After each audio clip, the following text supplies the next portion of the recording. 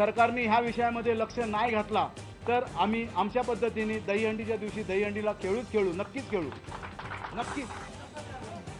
दहीहंडीचा वाद आणखी चिघळला। हायकोर्टाच्या आदेशांचं पालन करायला मुंबईतल्या दहीहंडी समन्वय समितीचा नकार।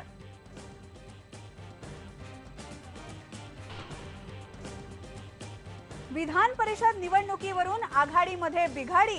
उमेदवारी मागे घ्या नाहीतर आघाडी तोडा। राष्ट्रवादीचा काँग्रेसला अप्रत्यक्षपणे इशारा, पण उमेदवारीवर दोन्ही काँग्रेस ठाम।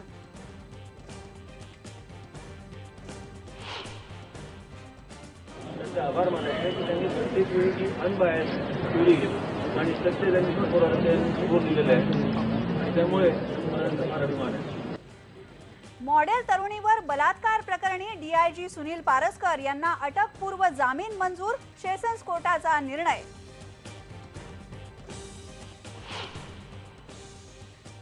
रिक्षा आणि टॅक्सीच्या भाड्यामध्ये 2 रुपयांची वाढ। रिक्षाचं किमान भाडं आता 17 रुपये तर टॅक्सीचं किमान भाडं 21 रुपये। आज मध्यरात्रीपासून लागू होणार भाडेवाढ।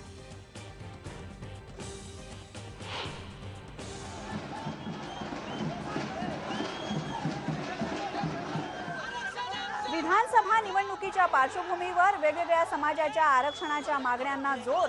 धनगर समाज, नाभिक समाज आणि कुणबी समाजाची ठिकठिकाणी आंदोलनं।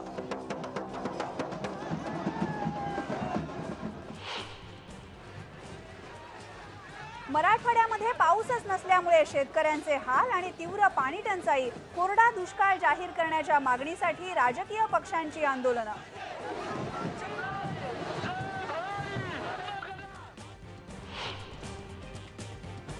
कोल्हापूरच्या महालक्ष्मी मंदिरात प्रसादाबद्दल पुन्हा एकदा वाद। प्रसादावर उत्पादनाची तारीख नसल्यामुळे अन्न आणि औषध प्रशासनाचा छापा। प्रसादाचे नमुने तपासणीसाठी।